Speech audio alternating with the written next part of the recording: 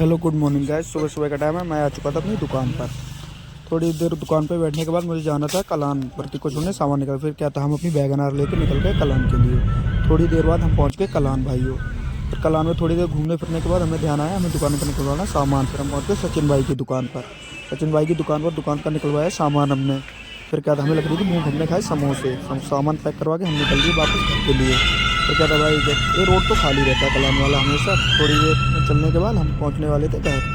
हमने सोचा घर जाके थोड़ी देर किया जाए आराम। फिर क्या था, हम भैया थोड़ी देर में ही घर पहुंच गए। फिर नहा धोकर हम आराम करने लगे। उधर मोटे भी आ गए। शाम को हमें लगवाना था अपनी दुकान का बैनर, जो कि हम बनवा के लाए थे बदायूं से। फिर क्या था, इरफान मियाँ आ गए, उनसे हमने लगवाया अपनी दुकान का बैनर।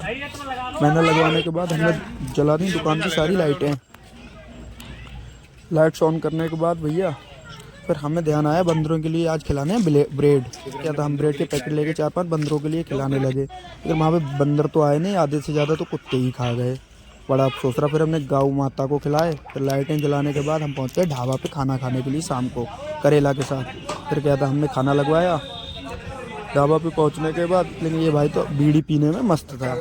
इसे पीनी थी बीड़ी। थोड़ी देर में हमारा लग के आ गया खाना। फिर हम लोगों ने खाया खाना शांतिपूर्ण। उसके बाद भैया खाना खाकर फिर हम निकल आए घर के लिए।